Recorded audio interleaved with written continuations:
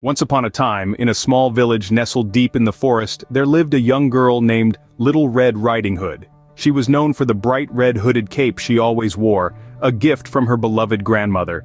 One day, Little Red Riding Hood's mother asked her to take some treats to her sick grandmother, who lived alone in a cottage deep in the woods. "Be careful on your way, and don't talk to strangers," her mother warned. Little Red Riding Hood set off through the forest, basket in hand, humming a cheerful tune. As she walked, a cunning wolf appeared on the path. "Where are you going, my dear?" the wolf asked in a friendly voice. "I'm taking treats to my sick grandmother," replied Little Red Riding Hood, unaware of the wolf's true intentions.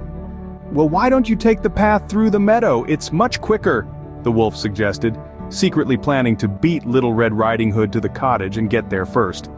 Little Red Riding Hood, though young, was a clever girl.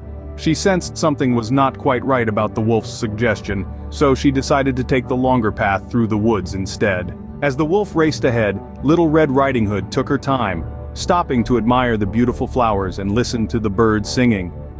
When she finally arrived at her grandmother's cottage, she was surprised to find the door open. Cautiously, she peeked inside and saw the wolf disguised in her grandmother's nightgown lying in the bed.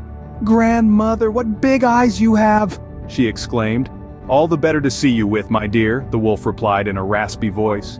Realizing the danger, Little Red Riding Hood quickly formulated a plan. "Grandmother, what big ears you have," she continued. "All the better to hear you with, my dear," the wolf answered.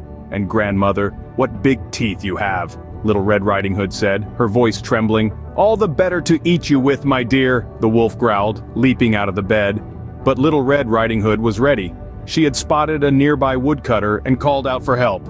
The woodcutter rushed in and with his axe defeated the wicked wolf, saving Little Red Riding Hood and her grandmother. From that day on, Little Red Riding Hood learned to always be cautious and trust her instincts. She continued to visit her grandmother, but she was never again fooled by a cunning wolf in disguise. The brave little girl had proven herself to be a true heroine.